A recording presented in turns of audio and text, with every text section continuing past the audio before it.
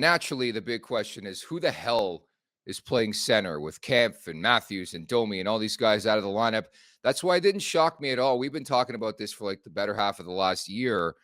Why haven't they tried Mitch Marner up the middle? Well, according to Craig Berube, it's a conversation the two have had the last little while. Do you like that look, potentially looking at Marner up the middle? How about that?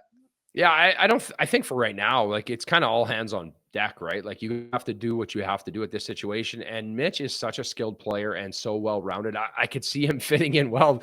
My problem is, how good does this experiment go well? And then what? And then where we're sitting here being like, hey, how do you pull him out of there, right? That'd be my only concern moving forward when the pieces start to fall back into place. But he's such an exceptional player that understands the game and has so many good reads that I think he will be successful at it. I just don't know the availability as you move forward with this, him at center.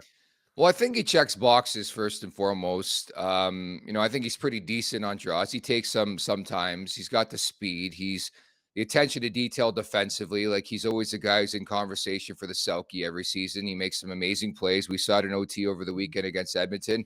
That's why I was always stunned. Like this whole Nylander conversation came up, but the Marner one never did. I don't know why that is. Maybe it's his sort of attachment, if you will, to an Austin Matthews, and they have a lot of chemistry together. But like, let's not forget back in junior, I believe Mitch Marner played center for the London Knights. Like, honestly, I'm not kidding. Like, this is something I would try because I actually think it could work. And I think, honestly, there's a better chance of Marner up the middle working than Nylander, in my opinion. I just think the way he covers the ice and the way he plays defensively, much different than a guy like Nylander.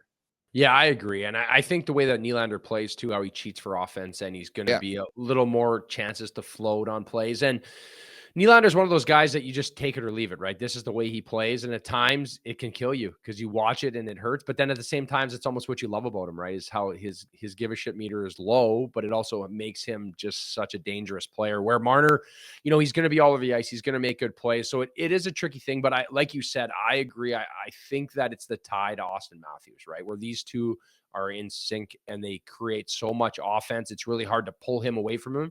But obviously with Matthews out and in the situation they're in dire need of getting somebody up the middle, I think it's a great experiment to go with, especially on a team that's playing very well now defending.